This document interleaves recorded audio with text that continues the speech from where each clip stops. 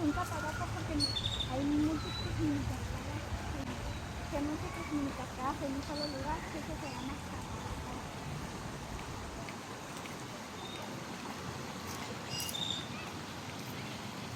Oli.